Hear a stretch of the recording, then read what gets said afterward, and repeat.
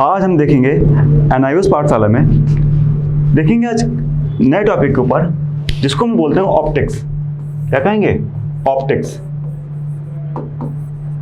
अभी तक हमारे पास क्या हुआ है कि हमने दो क्लासें, जो स्ट्रक्चर ऑफ एटम था उसमें हमने भी डाल दी बच्चों की। तो स्ट्रक्चर ऑफ एटम में क्या है कि अपने पास दो क्लासेस चली गई। अब वहाँ पर ऑप्टिक्स में अपने पास क्या है कि ऑप्टिक्स में हमारे पास एक जो नया टॉपिक है, ऑप्टिक्स में हम स्टार्ट करेंगे। ऑप्टिक्स में जब उठाएंगे हम लोग तो देखेंगे रिफ्लेक्शन, रिफ्रैक्शन, रेयरफैक्शन, ठीक है। उसके साथ हम लोग बात करेंगे वहाँ पे क्या होता है लेंस, क्या होता है मिरर, और किस तरीके से हम उसको अपने लाइफ में फॉलो करेंगे। तो ऑप्टिक्स में अपने पास जो एक टॉपिक जो रखा जाता है ऑप्टिक्स का, वो रखा जाता है वेव एंड ऑप्टिक्स। अगर हम बात करेंगे आपसे तो रखा जाएगा wave and optics, wave and optics. तो वेव हमारे पास कैसे होती हैं, ऑप्टिक्स किसको बोलते हैं, आइए हम समझते हैं जरा। सबसे पहले बेसिक्स बात करें कि होता क्या है कि कैसे इंसान किसी को देख सकता है। How can B see an object? How can we see an object? हम किसी भी ऑब्जेक्ट को कैसे देख सकते हैं? सबसे पहला सवाल कि हम कैसे किसी चीज़ को, ऑब्जेक्ट को देख सकते हैं। तो बच्चे क्या बोलेंगे सर, कॉमन सी बात है, बहुत आसान सा प्रश्न है कि by the help of light. क्या बोलेंगे? with the help of light, यानी प्रकाश की सहायता से। लाइट का मतलब क्या होता है? प्रकाश की सहायता से हम लोग किसी भी वस्तु को देख पाते हैं। कैसे? देखिए बच्चे, बात यहाँ से क्या आती है कि ऑब्जेक्ट को देखना हमारा मुद्दा नहीं है। हमारा मुद्दा ये है कि ये जो प्रकाश है या लाइट है, ये बेटा क्या चीज़ होती है, ठीक है। और इस लाइट की हेल्प से इंसान कैसे देख ले रहा है आराम से। हम इस कलरफुल वर्ल्ड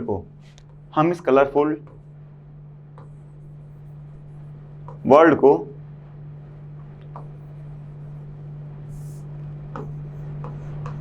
जहां पर अपने पास मिलियंस ऑफ कलर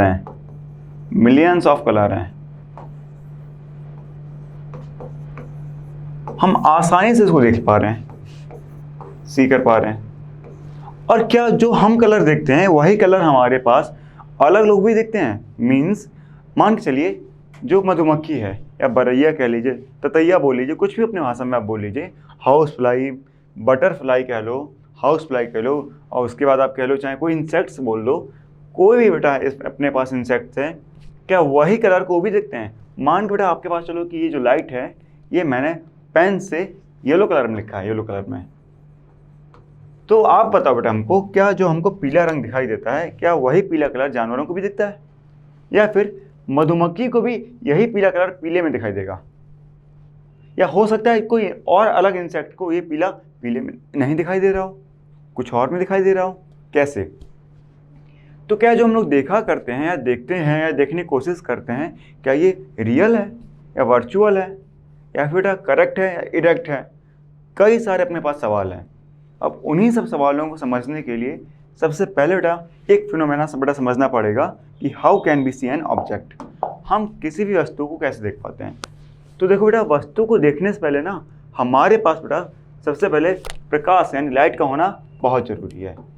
अब बेटा सबसे पहला सवाल यहाँ से ये भी निकल के आता है कि लाइट होती क्या चीज़ है। तो आप बताएंगे कि लाइट हमारे पास एक एनर्जी का फॉर्म होता है।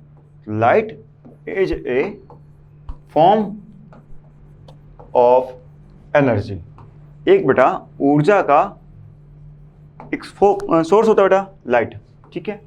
साथ में which gives us sensation to see an object. ये बेटा हमको एक सेंसेशन देता है, क्या एक ऐसे बेटा फीलिंग्स देता है, एक बेटा ऐसी क्षमता देता है जो जहाँ पर हम लोग ऑब्जेक्ट को देख सकते हैं। ठीक है। लाइट क्या होती है? लाइट हमारे पास एक एनर्जी का फॉर्म होता है which gives us sensation to see an object. हाँ या ना? पहली बात बेटा ये हो गई। अब दूसरी बात कि लाइट जो एनर्जी है ये कहाँ कहाँ किस किस में होती है बेटा? किस किस के पास होती है? क्या मेरे पास लाइट है, इस मार्कर के पास लाइट है, इस बोर्ड के पास खुद की लाइट है। तो उसी को समझते हुए हम बात को आगे बढ़ाएंगे कि लाइट होती किसके पास है।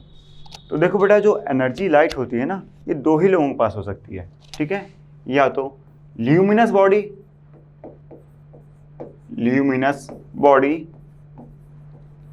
या बेटा नॉन ल्यूमिनस बॉडी।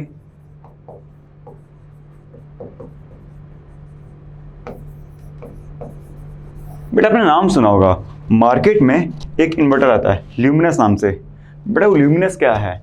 बेटा मैंने आपको अभी कुछ टाइम पहले बताया था आपको कि आपने सुना होगा कि मार्केट में जितनी भी चीज़ें हैं बेटा, आपको नेचर से उठा के ऐसे रिप्रेजेंट किया जाता है कि बेटा उन्हीं के पास ये चीज़ यूनिक है। मीन्स इसके पहले दुनिया में चीज़ हुआ ही नहीं करती थी। मैंने बोला नहीं था कि आयोडीन उठा के हमारे नमक में आयोडीन है। भाई साहब, दुनिया के सब नमक में आयोडीन होता है। उसी तरीके से जो ल्यूमिनस का इन्वर्टर बेटा, उन्होंने ल्यूमिनस नाम क्यों दिया? ल्यूमिनस का मतलब होता है बेटा कि जिसके पास खुद की बेटा लाइट होती है, हम उसको बेटा ल्यूमिनस बॉडी बोलते हैं। मीन्स जिसके पास बेटा क्या होता है कि एनीवन विच हैव सेल्फ, या बेटा जिसके पास खुद की बेटा अपनी लाइट होती है, विच एमिट्स ओन लाइट। एनीवन विच एमिट्स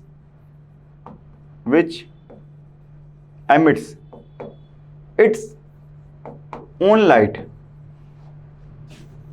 मतलब बेटा खुद का उसके पास प्रकाश होता है, उसको हम क्या बोलेंगे? ल्यूमिनस बॉडी बोलते हैं। एग्जाम्पल, आपके जितने बड़े स्टार्स होते हैं, जितने भी आपके क्या होते हैं? स्टार्स होते हैं। अब सन मत बोल दीजिएगा आप, सन हमारे पास एक स्टार का फॉर्म है। ऐसे न जाने कितने आसमानों में सन घूम रहे हैं। तो क्या हो गया? एक खुद का स्टार हो गया। दूसरा मून। भैया मून कभी भी ल्यूमिनस नहीं होगा। मून के पास, यानी जो आपका चांद है, चांद के पास कभी भी खुद की लाइट नहीं होती है। वो सूरज की प्रकाश की बेटा वजह से वो चमकता है वो, ठीक है। सूर्य की प्रकाश की वजह से बेटा हमारा, यानी सन की बेटा एनर्जी की वजह से वो मून हमारा रिफ्लेक्ट करता है, इसलिए हमको बेटा रात में वो चमकता नजर आता है, ठीक है। यानी मून के पास बेटा खुद की रोशनी नहीं होती है। अगर मून के पास खुद की रोशनी होती तो मून बेटा और ब्राइट चमकता, सन से भी ज़्यादा ब्राइट बेटा हो जाता। लेकिन बेटा मून के पास खुद की रोशनी नहीं है। दूसरी बात, स्टार्स हो गए। दूसरी बात बेटा क्या होता है कि ये भी हमारे पास दो टाइप्स के हैं। ल्यूमिनस बॉडी बेटा कितने हैं अपने पास? दो टाइप्स के हैं। जैसे एक है नेचुरल, एक बेटा दूसरा है आर्टिफिशियल, या बेटा बोल दो मैनमेड। अब नेचुरल में कौन हो गए? स्टार्स हो गए। दूसरा बेटा देखा हो आपने, एक फायर फ्लाई होता है, फायर फ्लाई। इसका बेटा मतलब होता है जुगनू। बेटा हम देखा ना, जुगनू जब चलता है बेटा उसके पीछे लाइट जलती रहती है। एक्चुअली बेटा होता क्या है कि वो एक बेटा केमिकल रिलीज करता है, जिसकी बेटा पीछे क्या होता है कि आपको यही लाइट जलती हुई नजर आती है, ठीक है। तो इनके पास बेटा खुद की लाइट है, और जिसके पास बेटा खुद की लाइट होती है लेकिन वो आदमियों द्वारा बनाई गई है, मैनमेड द्वारा बेटा बनाई गई है, ठीक है। तो उसको बेटा हम लोग बोलते हैं कि ल्यूमिनस बॉडी तो है लेकिन वो आर्टिफिशियल ल्यूमिनस बॉडी है। लाइक टॉर्च, ट्यूबलाइट, ये डिस्प्ले पैनल बोर्ड, ठीक है। एलईडी का मतलब होता है लाइट एमिटिंग डायोड, और एलसीडी का बेटा मतलब होता है लिक्विड क्रिस्टल डिस्प्ले। तो बेटा इन सबके पास खुद की लाइट है, तो ये सब हमारे मैनमेड बनाए गए हैं। टॉर्च ले लो, लैम्प बेटा ले लो, ये सब बेटा हमारे सब क्या हैं? ये सब हमारे मैनमेड हैं। हाँ या ना? और बेटा अगर आप फायर भी कह लो ना, फायर, तो बेटा फायर भी एक तरीके से मैनमेड ही कहा जाएगा।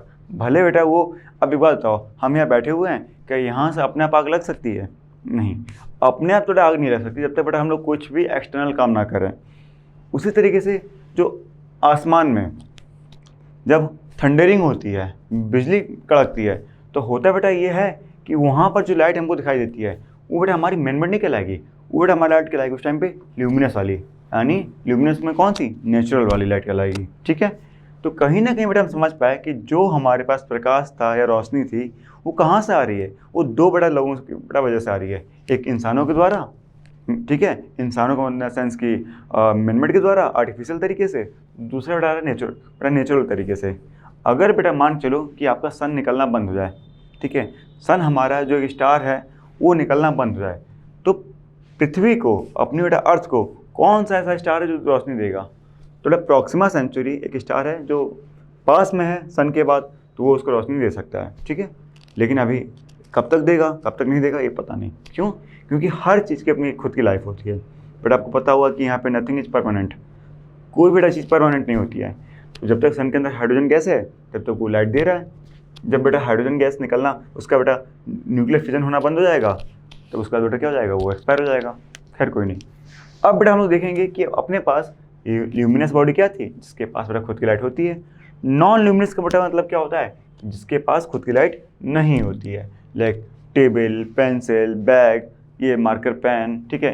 ह्यूमन आल्सो, इनके पास बेटा खुद की लाइट नहीं होती है, ठीक है। Animal also. तो ये सब हमारे बेटा क्या क्या कहलाएंगे, नॉन ल्यूमिनस बॉडी, ठीक है। अब यहाँ से हमको बेटा ये समझ में आया कि लाइट तो है अपने पास, सेंसेशन भी मिल जा रहा है, ठीक है। और कहाँ से लाइट निकल के आ रही ये भी हमको पता चल गया। तो अब उसके बाद जो बेटा एक टॉपिक आता है, या उसके बाद जहाँ से बेटा कहानी शुरू होती है, वो आती है बेटा हमारी ह्यूमन आई के ऊपर बेटा, ठीक है। ये हमारी आँखें बेटा ना बहुत बड़ा कहर ढाती हैं। देखो कैसे, ये आई का बेटा पूरा पूरा खेल क्या है, किस तरह से बेटा इंसान की आंखों ने बेटा पूरा खेल रचा है बेटा, ठीक है। ये आंख बेटा हमारी क्या बेटा खेल रचती है। देखो एक्चुअली बेटा एक सबसे पहला बेटा यहाँ से क्वेश्चन बेटा डेवलप होता है छोटा सा, कि how far can we see object. हम बेटा किसी भी ऑब्जेक्ट को कितनी दूर तक देखें, कितनी बेटा दूर से देख सकते हैं, कहाँ तक देख सकते हैं। मतलब बेटा हम लोग किसी भी ऑब्जेक्ट को कितना दूर तक देख सकते हैं, और कितने दूर तक अपनी आंखें देख सकती हैं ऑब्जेक्ट को। तो बेटा आपने देखा होगा कि आपको रात में, मान लो आप ही कुछ देर के लिए आप ही खड़े हो, ठीक है, और रात में आपको ये क्लाउड्स में या क्लाउड्स के बाहर आपको स्टार दिखाई देते हैं। क्लाउड्स के बाहर जाके बेटा कुछ बच्चे बोलेंगे सर क्लाउड्स में कहाँ स्टार होते हैं, ठीक है, आपको दिखाई दे रहा है। तो बेटा इसकी डिस्टेंस क्या है, आपकी आंखों से इस स्टार की डिस्टेंस क्या है, पहली बात। और आपको वहाँ पे एक स्टार दिखाई देता नहीं है, आपको वहाँ पे डिफरेंट टाइप के, मतलब एक पोलर स्टार आपको दिखाई देता होगा, बहुत बेटा चमकता होगा। एक आपको वहाँ पे सप्तऋषि तारा बेटा दिखाई देता होगा, ठीक है। 7 तारों का समूह, कॉन्स्टलेशन ऑफ स्टार्स कॉल्ड बेटा हमारे पास कहलाता है सप्तऋषि, ठीक है। तो सब आपको दिखाई देते हैं, ठीक है। और आपने बेटा देखा होगा कि एक बेटा पोलर बेटा स्टार दिखाई देता है, पोल स्टार बेटा होता है, ठीक है, ध्रुव तारा जिसको हम बोलते हैं, ठीक है। तो वो सब आपको बेटा दिखाई देगा रात में। तो इनकी आपस के बीच की बेटा दूरी कैसे होती है और कैसे बेटा हम लोग कैलकुलेट करते हैं।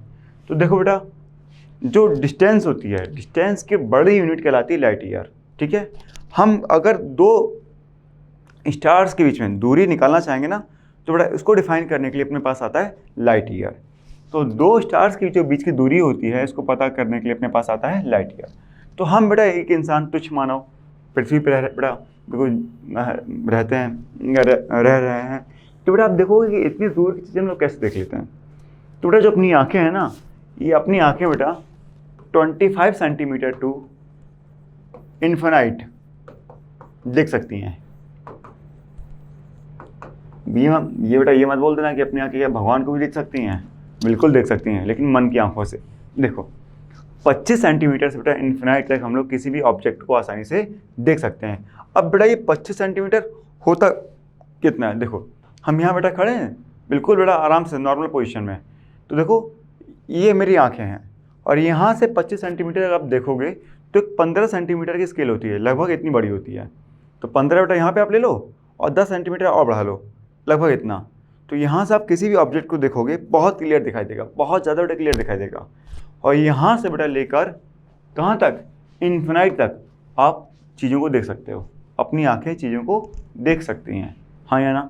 दूसरी बात, अगर बेटा हम इसी 25 सेंटीमीटर को कम करें, अगर मान लो बेटा कि यहाँ पे हाथ मेरा यहाँ पर रखा हुआ है और यहाँ से यहाँ तक की दूरी 25 सेंटीमीटर है, और इसको मैं पास में ले गया हूँ ऐसे करके, तो आप देखो पपिल्स, हमारी जो आंखों की पुतलियाँ होती हैं ना बेटा, आंखों की पपिल्स होती हैं, ये बेटा सिकुड़ने लगेंगी, मतलब आंखों में दर्द होने लगेगा। आप इतनी पास लेके आओ, ऐसे पास लेके आओ, और फिर बेटा आपको देखो कि यही जो आपका हाथों में बेटा हाथ का लिखा हुआ ऑब्जेक्ट होगा ना, ये आपको नहीं दिखाई देगा, मतलब आपको देखने में बहुत स्ट्रगल करना पड़ेगा। ये पपिल्स आपकी सिकुड़ने लगेंगी और क्या होगा, ऐसा करने से बार बेटा आंखों में पेन होने लगेगा। तो कहीं ना कहीं आप देख पा रहे होगे बेटा कि अपनी आंखें 25 सेंटीमीटर कहाँ देख पा रही हैं, इन्फिनाइट तक ही देख पा रही हैं, हाँ या ना। तो अभी तक हम ये समझे कि इस पूरी दुनिया में, यूनिवर्स में एक लाइट नाम की एक ऐसी चीज़ है, एक ऐसी वस्तु बेटा जो इंसान को पागल किए पड़ी है। क्या कि उसके पास खुद की भी लाइट होती है, किसी के पास खुद की लाइट नहीं होती है। अब वो किसी कौन है, या तो नेचर से आया है या आर्टिफिशियल बेटा बनाया गया है। पहली बात, अगर बेटा अपने पास लाइट आ गई, हम लोग देखने भी लगे, तो क्या हम किसी ऑब्जेक्ट को अपने मेन पोजीशन पे ही देख पाते हैं क्या? मान लो बेटा कि यहाँ पे पेड़ है, पेड़ मान लो अपने पास एक ट्री है इस तरीके से। देखो बेटा, पहले दिन जब मैंने आपको फिजिक्स पढ़ाया था तो मैंने आपको बताया था कि फिजिक्स बिना किसी ऑब्जर्वर के नहीं चलती है, ठीक है। तो इसको देखने के लिए, वॉच करने के लिए एक अपने पास ऑब्जर्वर बेटा है, ये बेटा थोड़ा ऑब्जर्वर बेटा बड़ा हो गया है, देखो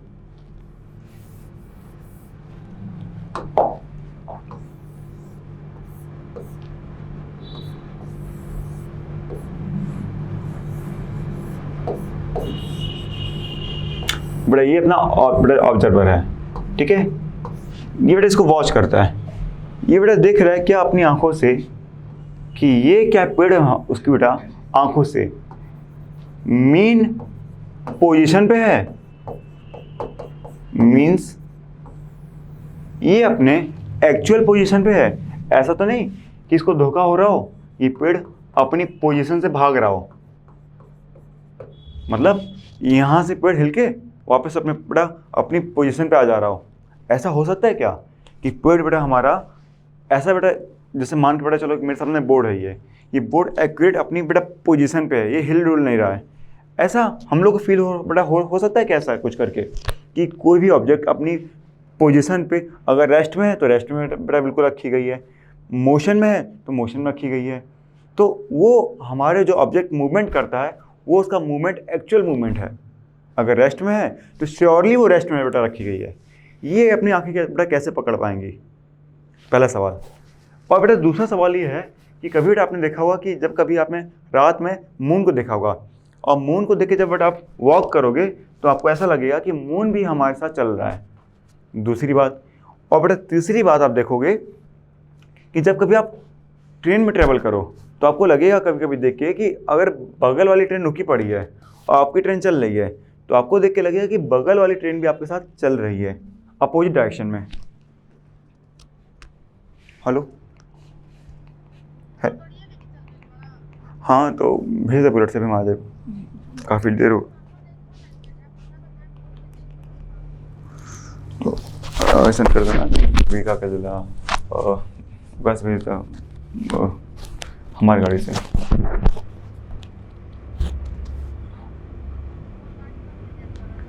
चलो ठीक है।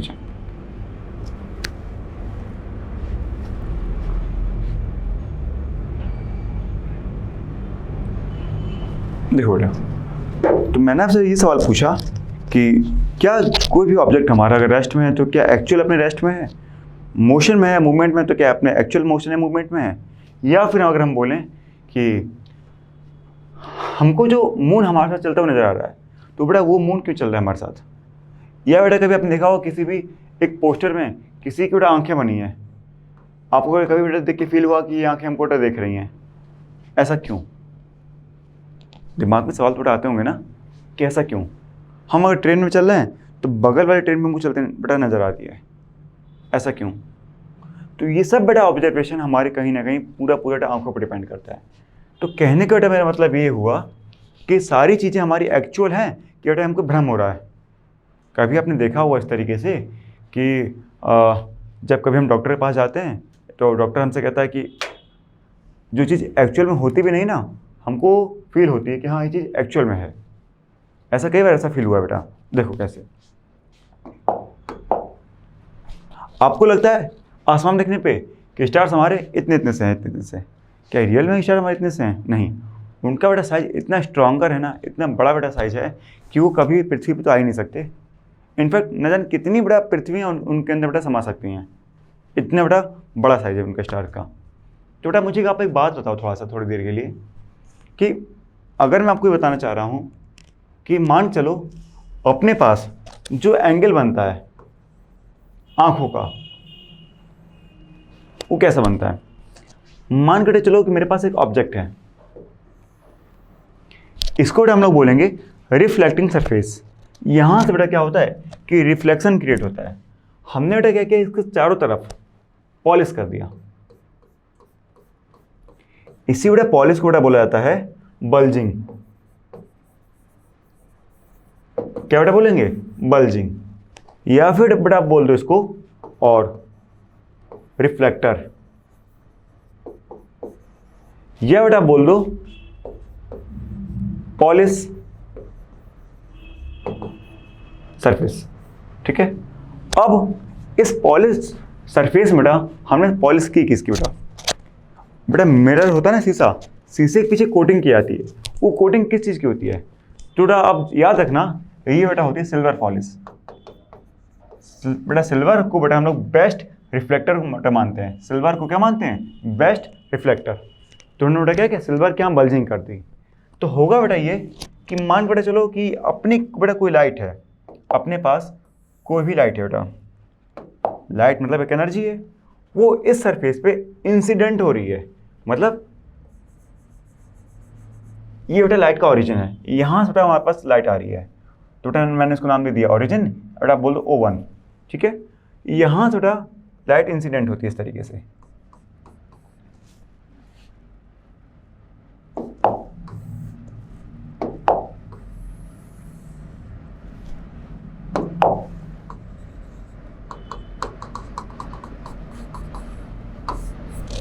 बेटा जिस ये एंगल से इंसिडेंट हो रही है ना, उसी एंगल से बेटा क्या होगा, रिफ्लेक्शन बेटा क्रिएट करेगी, ये वाला। तो बेटा इसको बोला क्या जाएगा, बेटा इसको बोला जाएगा कि angle of incidence is equal to angle of reflection. और थोड़ी देर के लिए हम अगर मान ले कि ये बेटा जो पॉइंट है ना, ये पॉइंट, इस बेटा पॉइंट को हम अगर ये कहते हैं थोड़ा सा कि बेटा ये जो पॉइंट है, ये बेटा पॉइंट है किसका, पॉइंट ऑफ इंटरसेक्शन, या बेटा बोल रहे हम लोग कॉमन पॉइंट, या बोल रहे बेटा मीटिंग पॉइंट।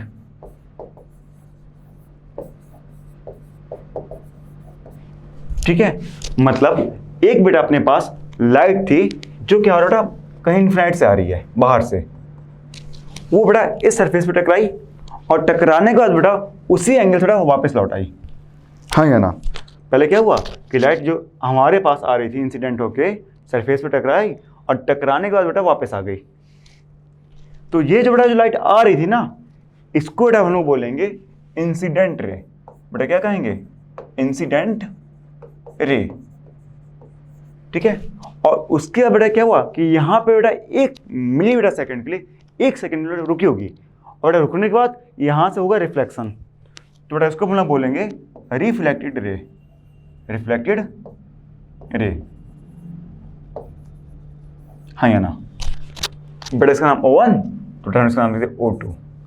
इस बेटा पॉइंट का हम नाम दे दिया M, मान लो M बोल दिया इसको। ठीक है, तो बेटा यहाँ से क्या क्रिएट हुआ, एक नॉर्मल बेटा क्रिएट करेंगे, यहाँ से एक परपेंडिकुलर लाइन खींचेंगे सीधी। जो बेटा ये परपेंडिकुलर लाइन होगी, ये बेटा क्या करेगी कि एक एंगल को डिफाइन करेगी, θ1, और बेटा ये होगा θ2। ठीक है, जो θ1 होगा बेटा हमेशा हमारा बराबर होगा किसके, θ2 के। इसी को बेटा बोलते हैं हम लोग लॉ ऑफ स्नेल्स, बेटा बोलेंगे स्नेल्स का लॉ। स्नेल का बेटा नियम हमसे कहता है कि जो मेरे पास θ1 है, ये θ2 बेटा हमेशा आपस में कैसे होंगे, बराबर होंगे। Means angle of incidence is equal to angle of reflection. हाँ या ना। दूसरी बात बेटा कि अगर मैंने आपसे सवाल ये पूछा कि क्या ऑब्जेक्ट मेरा रियल में वहीं दिखाई देता है, तो हाँ, रियल में बेटा हमारा ऑब्जेक्ट वहीं का वहीं हमको दिखाई देता है। क्यों, जितने डिग्री से बेटा अपने पास, मान के बेटा चलो हम यहाँ पे खड़े हैं, मान के चलो हम यहाँ पे खड़े हैं, ये ऐसे, ठीक है, और बेटा कहानी ये हुई कि लाइट की बेटा रे, ये लाइट की बेटा रे क्या हुआ, बेटा रे क्या होता है कि रे के पास बेटा होता है कि starting point but not ending point. बेटा कोई भी लाइट हो, कोई भी बेटा लाइट हो अपने पास, उस बेटा लाइट के पास क्या होता है, स्टार्टिंग पॉइंट तो होता है। मान कर चलो सन है, सन के पास बेटा क्या है, स्टार्टिंग पॉइंट है, उसके पास बेटा जो स्टार्टिंग पॉइंट है रे का, लेकिन एंडिंग पॉइंट उसकी बेटा एनर्जी का नहीं है। सन की बेटा रे सभी डायरेक्शन में जाती हैं, हर जगह बेटा जाती हैं, तो होता ही है कि उसके पास स्टार्टिंग पॉइंट है और एंडिंग पॉइंट उसके पास नहीं है। तो बेटा जिसके पास स्टार्टिंग पॉइंट होगा, anyone which have starting point but it has not ending point, बेटा उसको हम लोग बोलेंगे रे। तो बेटा जो रे हमारे पास आ रही है इन्फिनाइट से इस तरीके से, इस बेटा पॉइंट पे आके फॉल हुई, गिरी, और उसके बाद बेटा क्या हुआ कि अपने ये पास लौट आई। यहाँ पे हम यहाँ पे खड़े हैं, तो अपनी आंखों को बेटा ये पॉइंट तभी दिखाई देगा जब लाइट की रे किसी सरफेस पे गिरने के बाद अपनी आंखों पे आए। यानी अगर मैं आपको देख पा रहा हूँ या हम किसी ऑब्जेक्ट को देख पा रहे हैं, तो कब देख पा रहे हैं, जब लाइट की रे उस ऑब्जेक्ट पे आती है और आने के बाद अपनी आंखों पे आती है, तब जाके हम किसी ऑब्जेक्ट को देख पाते हैं। अगर बेटा हम सीधी तरीके से लाइट को देखने लगे तो देखो बेटा हम देख नहीं पाएंगे और हमारी आंखों की लेंस हो जाएंगी खराब, और बेटा हम लोग को कहलाने लगेंगे क्या, ब्लाइंड, अंधे। बेटा हमको देख नहीं पाएंगे हम लोग किसी को, क्यों, हमारी बेटा आंखें ऐसी बनी ही नहीं है जो सीधी तरीके से बेटा लाइट को कैप्चर कर लें। हम लोग किसी भी ऑब्जेक्ट को तभी देख पाते हैं जब ऑब्जेक्ट के ऊपर बेटा लाइट गिरेगी, फॉल्स होगी, और फॉल्स होने के बाद उसी एंगल से हमारी आंखों पे वापस आएगी। तभी बेटा हम लोग बोलेंगे कि angle of incidence is equal to angle of reflection. Means incident ray का जो एंगल होगा, ये एंगल अगर मान चलो 30 डिग्री पे लाइट की रे यहाँ पे गिर रही है, तो 30 डिग्री से बेटा लाइट की रे हमारी आंखों पे आएगी, तब जाकर हम समझेंगे कि हमारा ऑब्जेक्ट यहीं का यहीं रखा है, ये अपनी जगह से भाग नहीं रहा है, हाँ या ना। तब बेटा इसको समझ में हमको ये आया कि हमारा जो स्नेल्स का नियम था, यानी स्नेल्स का जो लॉ था, वो बेटा यहाँ पे फॉलो हो गया। स्नेल्स लॉ क्या कहलाता है कि θ1 इज इक्वल टू θ2, हाँ या ना। तो बेटा हमको ये समझ में आया कि जो हमारे पास लॉज ऑफ एंगल था, तो लॉज ऑफ एंगल में हमको ये समझ में आया कि इंसिडेंट रे हमेशा बेटा कैसी होती है, ये हमेशा बराबर होती है किसके, एंगल ऑफ रिफ्लेक्शन के। और जो बीच में हम परपेंडिकुलर डालते हैं, इसको हम लोग बोलते हैं नॉर्मल। क्या कहते हैं बेटा इसको, नॉर्मल, ठीक है। और नॉर्मल बेटा किसके बीच में होता है, इंसिडेंस और रिफ्लेक्शन के बीच में होता है, ठीक है। और जहाँ पे दोनों पॉइंट मीट करेगा, इसको हम लोग बोलेंगे बल्जिंग। बल्जिंग बेटा सरफेस हो गया, रिफ्लेक्टर सरफेस है, पॉलिश सरफेस है, इसको हम बोलेंगे पॉइंट ऑफ इंटरसेक्शन, या बोलेंगे बेटा क्या, मीटिंग पॉइंट, किसका, इंसिडेंट और रिफ्लेक्शन का, हाँ या ना। तो इतनी बात क्लियर हुई, ठीक है। यहाँ तक इतना क्लियर हुआ, डोंट बचा कोई सुनी, ठीक है। तो बेटा अभी के लिए वेव्स में हम इतना ही रखेंगे, आगे क्लास में हम समझेंगे कि वेव्स में हमारे पास और भी क्या नई चीज़ें आती हैं, ठीक है। चलो।